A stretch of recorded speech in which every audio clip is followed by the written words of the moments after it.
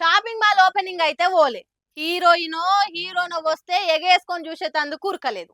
బట్టల దుకాణంలో offer అంటేనో, biryani free అంటేనో ఎగవడలేదు. ఇత్తనాల కోసం దుకాణం ముంగట లైన్లు కట్టిర్రు. ఇక ఆడ జర ఒగలు నొగలు దొబ్బుకుండ్రు గంతే. పోలీసోళ్ళు ఎంటర్ అయి ఎట్లా కొట్టిర్రు చూడరు.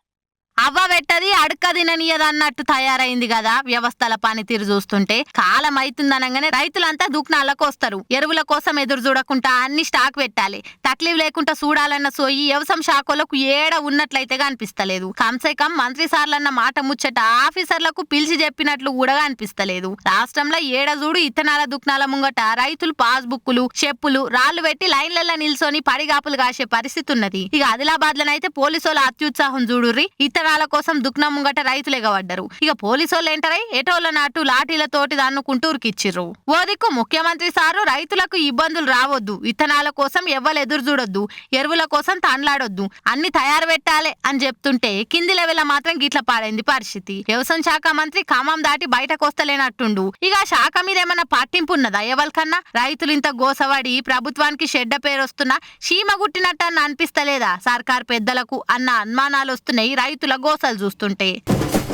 10వ తరగతి పరీక్షల రిజల్టుల కోసము ఎగ్జాములు రాసిన పోరగాళ్ళు ఇంటోళ్ళు ఎదురు చూస్తారు. గ్రూప్సో సివిల్సో రాసినోళ్ళు ఆ ఫలితాల కోసం కళ్ళు ఖాయంగా చూస్తారు.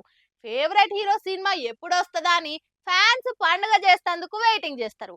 కానీ ఏపీలో తొట్టెలున్న పోరలకేంచెల్లి 90 ఏండ్ల ముసలోళ్ళ దాకా అందరు ఎదురు చూస్తుంది మాత్రం ఎవరు గెలుస్తారా, సీఎం సీట్ల ఎవరు కూర్చుంటారా, ఏ పార్టీకి ఎన్ని సీట్లు వస్తాయా అని. ఇవిటి మీద జాతకాలు, బెట్టింగ్లు అన్ని నడుస్తూనే ఉన్నాయి కూడా. మరి ఇంతకు ఎవరు గెలుపు జెండా ఎగరేస్తారు అని ఓ రోబోని అడిగితే ఎటువంటి షాకింగ్ జవాబు చెప్పిందో మీరే చూడురి.